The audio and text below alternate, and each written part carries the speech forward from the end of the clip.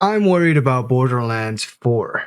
I love Borderlands 2 personally. It's one of those games that really holds a special place in my heart.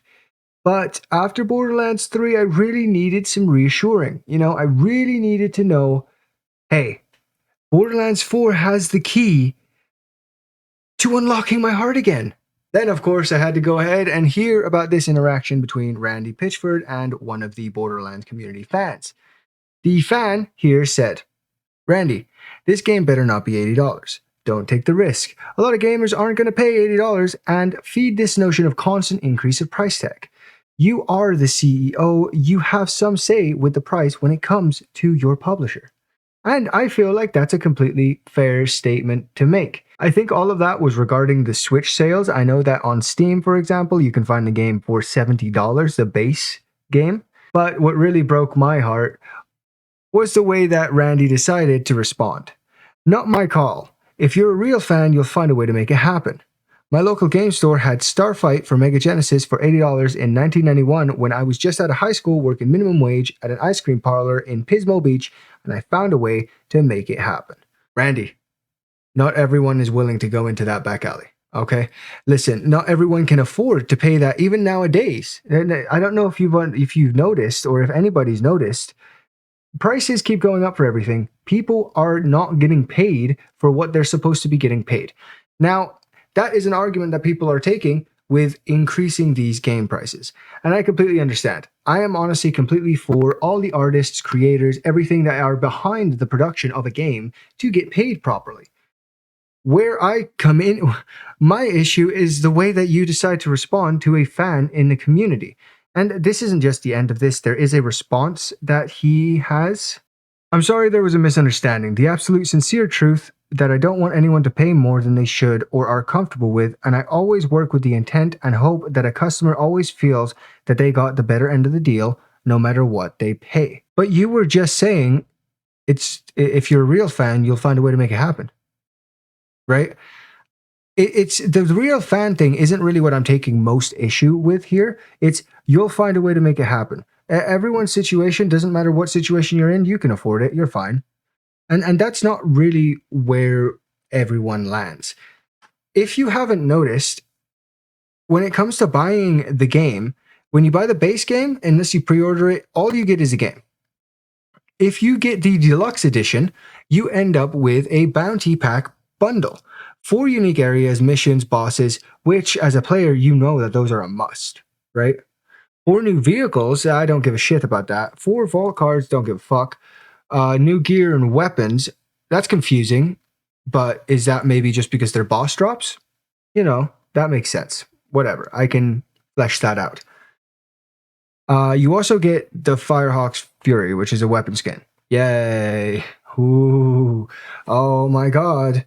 I definitely want to pay that $30 difference, just for that.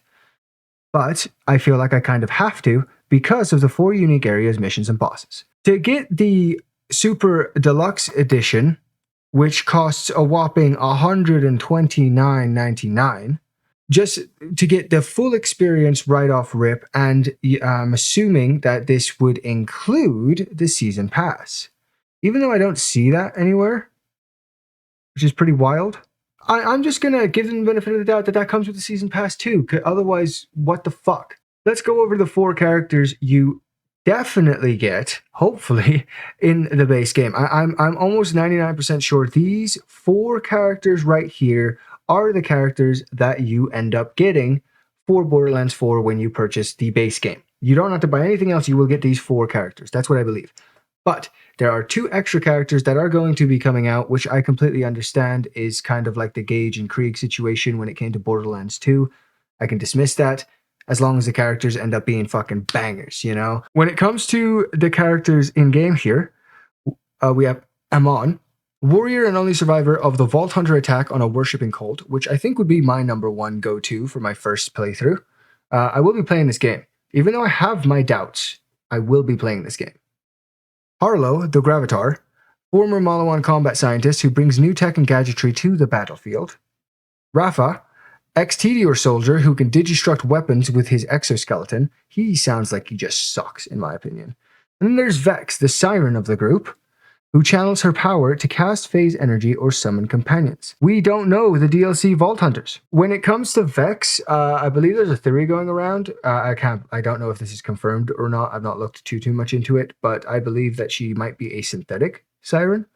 Not sure about that. Which now brings me to one of my other points of the video that I wanted to talk about, which is the collector's edition. I don't know if you guys ever bought the collector's edition of Borderlands 3. $150.95. This is an ass quality photo, but diamond loot chest replica, Sanctuary 3 snap model, 10 character figurines, 5 character art lithographs, 4 vault key keychains, cloth map of the galaxy, the game, steel box case for the game, season pass, deluxe bonus content. I'm just going to say that again so you guys understand. Gold weapon skins pack. What the fuck is going on with this one? Borderlands 4 is giving this set of 4 double-sided lithographed art prints, which, I mean, they're pretty cool and all, but let's be honest, you could just go to Displate probably and get something like that done. Shift code card, vault symbol necklace. The game, I don't know if you can see that, the game is sold separately. You're spending $150 for this, which I am going to say is underwhelming in compared to the Borderlands 3 one, and you don't even get the game. You don't get any extra content for the fucking game. What is going on?